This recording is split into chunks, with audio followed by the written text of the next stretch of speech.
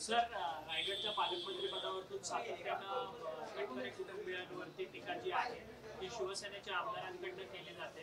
अलिबागचे महेंद्र जोगी म्हणतात की तटकरेंचे आमच्याकडे असे काही व्हिडिओज आहेत जे की समोर आणले तटकरेंना राज्यभर फिरता येणार नाही. राष्ट्रवादी काँग्रेस पक्षाची ही स्पष्ट भूमिका राहिलेली आहे की पालकमंत्र्यांच्या संदर्भामध्ये जो काही निर्णय राज्याचे मुख्यमंत्री माननीय देवेंद्रजी फडणवीस साहेब घेतील हा राष्ट्रवादी काँग्रेस पक्षाला मान्य असेल. पण लहानपणीची एक गोष्ट मला आठवली. एक गरुड होता आणि एक कावळा होता आणि कावळ्याला नेहमी वाटायचं की मी गरुडापेक्षा फार मोठी झेप घेऊ शकतो आणि म्हणून गरुड त्याला म्हणतो ठीक आहे तुला असं वाटतं तर माझ्या पाठीवर बस. आणि गरुड कावळ्याला पाठीवर बसून उंच हवेमध्ये वरती जातो.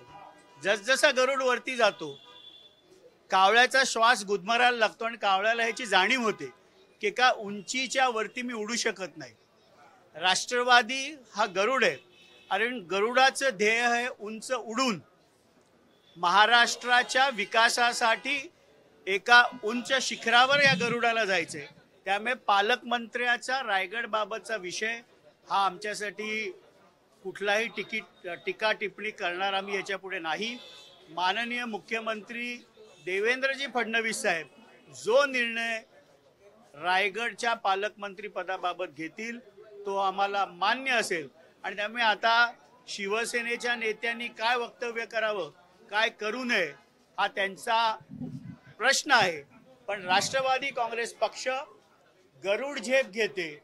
एका महाराष्ट्राच्या विकासाच्या उंच शिखरावर आम्हाला जायचंय. त्यामुळे पालकमंत्रीपद हा विषय राष्ट्रवादी काँग्रेस पक्षासाठी आता आम्ही संपवलेला. परंतु सातत्याने तुमच्या नेत्यांवरची खालच्या स्तरावरती टीका केली जाते. तुम्ही एकीकडे म्हणता की आम्ही या टीकेला उत्तर देणार नाही. काल परवापर्यंत आपणच या सगळ्या टीकेंना उत्तर देतो. कुठेतरी एकाने गाय मारली म्हणून वासरू मारलं पाहिजे का? या विषयाला कुठे ना कुठे पूर्णविराम द्यावा लागेल. महाराष्ट्राला विकासाच्या मार्गावर गती देत असताना राष्ट्रवादी काँग्रेस पक्षाचं हे ध्येय आहे की महाराष्ट्रामध्ये अनेक महत्त्वाचे प्रश्न आहेत आणि पालकमंत्री पदाला एका मर्यादेपर्यंत आम्ही आमची भूमिका माननीय मुख्यमंत्र्यांकडे मांडलेली आहे. माननीय मुख्यमंत्री साहेब त्याच्यावर लवकर निर्णय घेतील. पण यापुढे रायगडच्या पालकमंत्री पदावरनं राष्ट्रवादी पक्षाकडनं कुठल्याही प्रकारचं आम्ही माध्यमांसमोर वक्तव्य करू इच्छित नाही.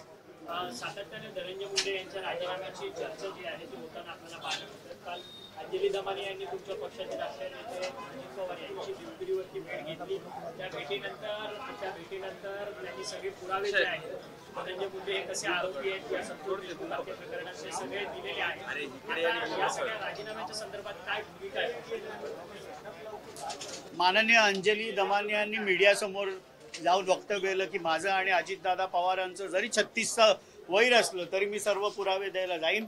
अजितदादांनी देखील त्यांना त्वरित वेळ देऊन देवगिरीवर त्यांची भेट घेतली आणि माननीय अजितदादा पवार साहेबांनी त्यांना आश्वस्त केलं की आपण जे पुरावे आपण ज्यांना समजताय म्हणून जे माझ्याकडे दिलेत ते मी नक्कीच राज्याचे मुख्यमंत्री देवेंद्रजी फडणवीस साहेब ज्यांच्याकडे गृह खातं आहे त्यांना देईन. आणि माननीय धनंजय मुंडे साहेबांच्या राजीनाम्याबद्दलचा निर्णय हे माननीय मुख्यमंत्री देवेंद्रजी फडणवीस साहेब आणि आमचे राष्ट्रीय अध्यक्ष पक्षाचे उपमुख्यमंत्री माननीय अजितदादा पवार साहेब काय तो निर्णय घेतील. परंतु सातत्याने विरोधक जे आहेत संदीप क्षीरसागर म्हणतात की मी अजित पवारांच्या हाताखाली काम केलेलं आहे. त्यामुळे मला आत्मविश्वास आहे की अजित पवार हे धनंजय मुंडेंना नक्कीच राजीनामा देतील. आता संदीप क्षीरसागरांनी अजितदादा पवार साहेबांच्याही हाताखालती काम केलंय आणि माननीय शरदचंद्रजी पवार साहेबांच्याही हाताखालती काम केलंय. त्यामुळे त्यांचा अनुभव जो काय असेल तो त्यांना लखला. पण याबाबतचा निर्णय माननीय मुख्यमंत्री देवेंद्रजी फडणवीस आणि माननीय अजितदादा पवार साहेब योग्य वेळेला घेतील.